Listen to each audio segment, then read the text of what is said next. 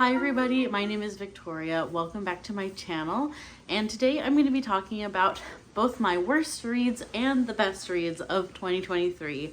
I decided to just combine the two into one video because I didn't have a great reading year. I read a total of 34 books in 2023, and I actually reread 8 books, so that's only about 26 new books to me that I hadn't read before. So I didn't feel like I had a lot to talk about this year. It was not my best reading year. A lot of things were just mediocre. I do have some that stood out from the others and some that are new favorites, but that number is actually pretty low. And so I have 5 books that I'm going to talk about that are my worst, my bottom 5 books of the year. And then I have 8 books that are my best books of the year. I couldn't even really get to 10. I mean, I could get to 10 if I pushed it a little bit, but yeah, so that'll give you an idea. I didn't even have 10 books that I really loved. I had a lot of books that were just okay. So it's just what it was. I think because I read less in 2023, I have less favorites. So we're just going to talk about all of those things together. And I read mostly fiction this year. Out of my 34 books, 32 books were fiction, and only 2 of those were nonfiction. One of those nonfiction was a reread. So yeah, just barely any nonfiction this year, which is too bad, but again, it's what it was.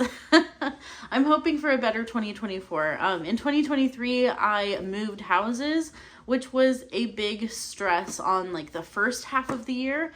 I read very little for quite a few months in the beginning of 2023. And I read a lot more in the second half of the year, but yeah, this is the first half of 2023. My reading was really sparse. So I am already more motivated right now in 2024 because I'm not moving houses. I'm not having to deal with all of that. So I think it's going to be a better year. But let's just jump into it. So the 5 worst books. I'm going to go from number 5. So from my least worst book to my absolute worst book of the year.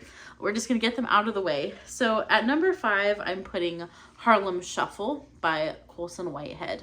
This book, you know, it had a lot of promise. This was my first experience with Colson Whitehead, and I know that he is very well respected in the literary fiction genre and also historical literary fiction, and that's what this is.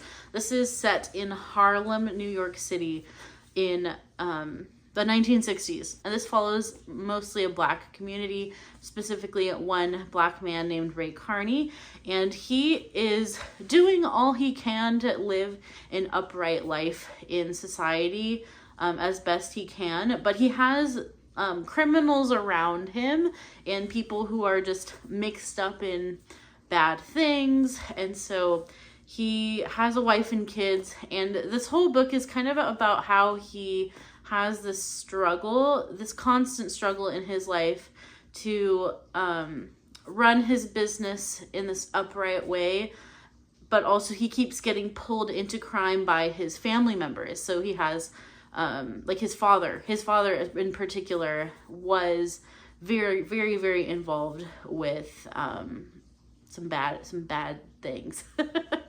So specifically like thievery, drugs, that kind of thing. And it shows just how this affects his life and how he can't really get away from a life of crime despite kind of making the effort. And I say kind of because we also see him make choices, and that was where I felt like this book didn't do what I wanted it to do. If he was going to portray Ray Carney as like someone who is really trying to do the right thing, but getting pulled into a life of crime, that's one thing. But what I found was Ray Carney made a lot of decisions on his own, I felt, where he makes decisions to go towards crime, like even unprompted. And I felt like I didn't really understand what the point of the book was. I didn't understand Ray Carney as a character in the end. I couldn't figure him out. And I feel like either I didn't read this book correctly, or the point just wasn't coming across well. And from what I've read of other reviews, I think that many people feel the same way. So this was a book that was very disappointing to me because Colson Whitehead is an author who I kind of had high expectations for going in. And I still might try some of his other award-winning books. I know he's won a Pulitzer Prize, I think, for one of his books. I think The Nickel Boys and The Underground Railroad are very highly praised. But this one, this one, I didn't feel like I understood it. So, is it a me problem? Is it a book problem? You can read the book and decide. Coming in at number 4 is a book that I recently read, and this was one of my Patreon book picks, actually. And this was The Autobiography of Santa Claus by Jeff Quinn. Not a bad book per se, but a pointless one. So what I thought it was going to do was, I thought it was going to take Santa Claus, the myth of Santa Claus, and then show you that folklore, like, through the ages. And that was going to be a cool thing, I thought, if that's what this book did. This book did not do that. It kind of started to, but then at a certain point, it goes totally off the rails, and it becomes a little bit more like Forrest Gump. If you've ever watched the movie Forrest Gump, you know that, like, Forrest Gump meets all these different historical figures, and it's very, like, unrealistic that he would meet all of these historical figures. So that's kind of what happens in this book.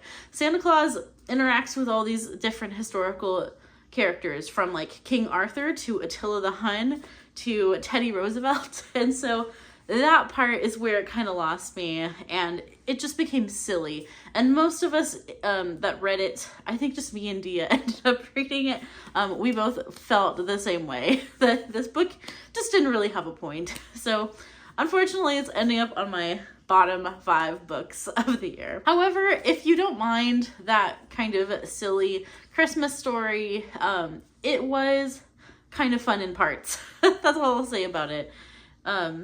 It could be for some people. It has very good ratings on Goodreads, actually, but it wasn't for me. Coming in at number 3 was Mame by Jessica George. And this is a contemporary novel. I don't think it's a contemporary romance. I think it's more just contemporary women's fiction. And this I was very disappointed by. It had good things going for it in the beginning of the novel. I thought it was written really well. I was interested in our main character.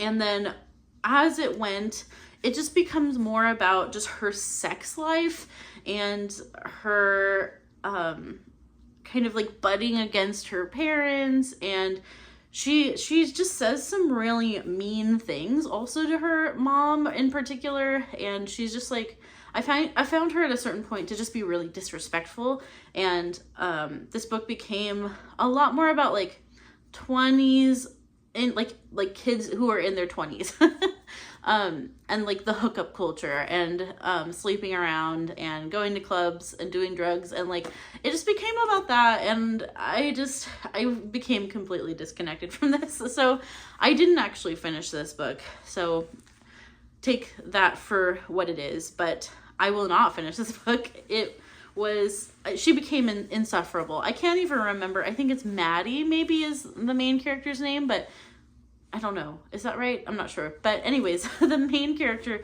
becomes insufferable in my opinion. So I just couldn't hang with her anymore, which is too bad because I thought that this author had some good writing chops. That's what hooked me in the beginning was I just felt like it was well written. It was really just too bad that it went that direction, and it became kind of nauseating. Coming in at spot number 2 is The Collected Regrets of Clover by Mickey Brammer. And this one I did finish, but I wish I had just DNF'd it. I've seen this actually a lot on people's favorites, and I don't get it. I don't really understand why, because I found it just to be so mediocre. And well, let me back up. So this is about a young lady who is a death doula, and so what that means for her is she gets hired by families to kind of ease people into the afterlife. So as they're dying, she's there to just like help them along, like kind of like a therapist for them, and she just talks to them and helps them like work out things. If they have like dying wishes, she fulfills or helps to fulfill those wishes. And so she becomes like involved in other people's lives. There's a romance involved as well. And I don't know, I just found the character, this is another contemporary fiction book, which maybe I just should stay away from them, but I found her also to be just frustrating as a character. I didn't think she was particularly interesting.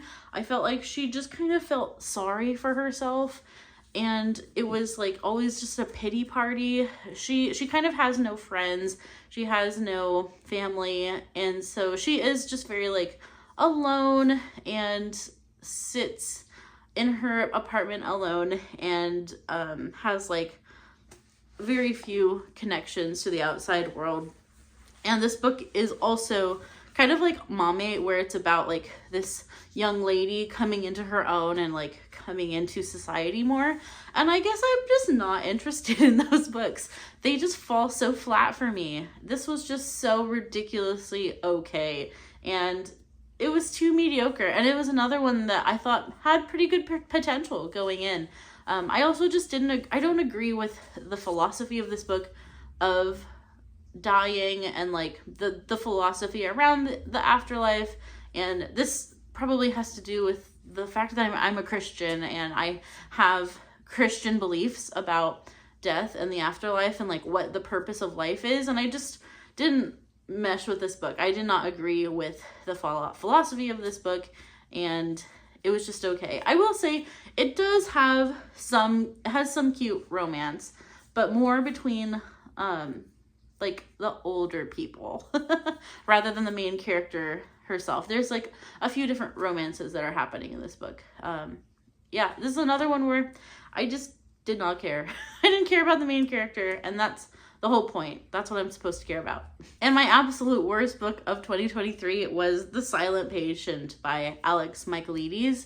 And I'm realizing actually right now that I have another Alex Michaelides book on the book of the month cart over here. I have The Maidens, and I'm thinking I might just get rid of it because I've heard that people don't really like The Maidens at all. But maybe I'll like The Maidens more because I didn't like The Silent Patient, and a lot of people love this book. But for me, this was another one where I just hated everyone. I think I can't deal with books where there's nobody who's likable. I thought everybody was just super selfish. Everybody was icky. It was just icky. There was also a lot of cursing and profanity in this book, which I didn't really enjoy. It's not that I can read books with a certain amount of that, but like this one was just driving home the fact that everyone was awful. Like, this is just a book about some awful people. Everyone is just really selfish, and it does, I will say, it does have a very interesting twist, but the twist, I don't know, it just didn't even work for me. And that's what everybody likes about this book. There's a therapist in this book, a psychotherapist, and there is a lady who murdered her husband and then never spoke again. And this psychoanalyst is talking to her and trying to figure out what happened. And so that is the premise of the book. I feel like with thrillers, when they don't work for me, they really don't work for me. And this one, I just didn't like anybody. I think I need to like the characters to care. Yeah, and I just thought everyone was, again, insufferable is the word. So I read The Silent Patient, and I probably won't read any more books by Alex Michaelides because I think I'm just not gonna like anything he writes. Okay, now, away from the negativity, going towards the positivity, let's talk about the 5 best books that I read. Oh no, I'm sorry, I have 8 books. Okay, whew. Okay, let's see. I'm gonna have to try to talk about these fast so that this video isn't super long. So at number 8, this is more of an honorable mention, but I did want to mention it because this is a book that I don't think it stuck the landing, but I do think I like this author and I want to explore more of her novels, and that is Age of Innocence by Edith Wharton. I think Edith Wharton could be an author for me, but the Age of Innocence, again, didn't really stick the landing.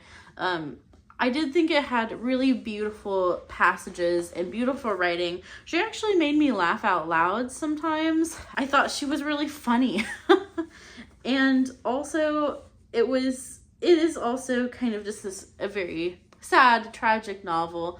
It's a very gloomy book, but I did enjoy a lot of it. Really, the only thing that didn't work for me was how it wrapped up. So, The Age of Innocence is one that I could see myself revisiting again someday, but I really want to explore her other works because I think there might be a gem in there somewhere. I think I have Ethan Frome somewhere on my shelf. At number 7, I have kind of a surprise book. I didn't expect this book to do well for me, and that is This Time Next Year by Sophie Cousins, I think is the author. But this is a New Year's rom-com. This one is about a young lady who considers herself to just kind of be an unlucky person. She was born as like the second New Year's Day baby, and so there was like prize money if her mother had given birth like the minute before and instead another baby was born and they won the prize money. And not only did they win the prize money, but the mother who gave birth like a minute before her mom she also stole her name. And so her name was supposed to be Quinn Cooper, and that other mother stole the name, and so she took that name for her own kid, and then Minnie is Minnie Cooper. And obviously people make fun of her like her whole life for being Minnie Cooper. So that should give you an idea of like the humor of this book. I loved it. I thought it was hilarious. I also thought it was really sweet. There's not really any steamy scenes, which is hard to find with a contemporary romance, and so I appreciated that. It was very like fade to black kind of thing, and I thought it was just really cute. It reminded me of the humor of Bridget Jones' Diary. I think it's British. I think the author's British, so it has that kind of humor, and it was just a really good time. So it's making my favorites list. In number 6, I'm putting Oliver Twist by Charles Dickens. This I read early. I think this might have been my first book of 2023, and I really enjoyed it. It's one of the early Dickens, so it doesn't quite have the meat that Dickens is known for it with his later works, but I still thought it was really good. Very enjoyable, a very compelling plot, very compelling characters. I think some of his most vivid characters are in Oliver Twist. Certainly sad because it's about poverty and orphans, and yeah, Oliver Twist has a pretty rough life. So it's definitely sad, but I really enjoyed coming from the Pickwick Papers and then going to Oliver Twist, and I could definitely see how Charles Dickens went a step further with the depth of his characters. In number 5, I'm putting Dorothy L. Sayers' Four Sacred Plays, and I'm sort of cheating because I only read 2 of them. I'm still working on the other 2, but I'm never disappointed by Dorothy L. Sayers. I just think she's so interesting. These 4 plays are all very different. We read He That Should Come for our Advent read-along this year, and I just so enjoy her perspective and the way that she decides to have like this bird's eye view on different moments in the Bible. And this is about Jesus being born, but it's set in the inn, and it's really following like everything around Jesus, and you're talking to the people in the inn and get like kind of seeing everybody's perspective. And I just thought that was really unique and interesting. And I just like how Dorothy L. Sayers thinks. I think she's brilliant. And then I also read The Just Vengeance, which is another short story here. And that one was probably the most out there thing that I've ever read from Dorothy L. Sayers. It was pretty wild. And so I'm looking forward to reading the other two. And yeah, so I read about half of this, but I still wanted to mention it and put it on my list because I'm always impressed by Dorothy L. Sayers. At spot number 4, this is actually more of a novella, but this is The Morland Cottage by Elizabeth Gaskell. And reading this was just like a little Elizabeth Gaskell snack. I really want to read Wives and Daughters soon. I just have this feeling that I'm gonna love it. And so this just reminded me that I need to read more Gaskell, and it's been too long since I've read her. I've read North and South by her and love North and South. So I also am due for a reread of North and South as well. Ugh, I really need to read more Gaskell, but this was just really great. Another example of a classics author who is super accessible and has really great characters. At spot number 3, I'm putting Tress of the Emerald Sea. However, this is not even necessarily a 5-star book for me, but I have to give it credit where credit is due, because I do think it does something different for Brandon Sanderson books. For me, I didn't think those things always worked in its favor. I am one of the people who doesn't love the narration choice. I won't say anything more about that, but if you know who narrates the book, then you know. And just the whole book has the same tone. And for me, that didn't work as well. However, I did think it was very cute and funny and charming. And there was a moment in the book that I was laughing in my car. I was laughing out loud. I did enjoy it as a really good time. In spot number 2, I'm putting Bleak House by Charles Dickens. This was a book that took a lot of work, a lot of work. But it was absolutely worth it in the end. This was a group read for our summer Big Classics book. Me and Naomi and Christy and Janelle was going to be joining us, but unfortunately she did pass away in 2023, and we held her very close in our hearts while reading Bleak House. And I did really enjoy Bleak House as a book. This is more of meaty Dickens. This is masterpiece Dickens. And while I found it to be long, I found that it didn't always read well. I felt like sometimes I did want it to be over. And so I don't know if I gave this 5 stars either. However, I think the overall experience, I'm really glad that I read it. I think it stretched me as a reader, which is why I love reading classics. And yeah, I'm just really glad I have this one under my belt, and I'll be thinking about it for a long time. Yeah, I really liked Bleak House a lot, and I liked the experience of chatting with friends about it. Just the experience around this book I did enjoy. And my very favorite book of the year is Cloud Cuckoo Land by Anthony Doerr. I think that he is just a forever favorite author for me. I love what he does with his worlds. I love how big the scope is of his books. This one is so hard to explain because it has a very large scope. I believe he has been known to write, I think it's called maximalist literature.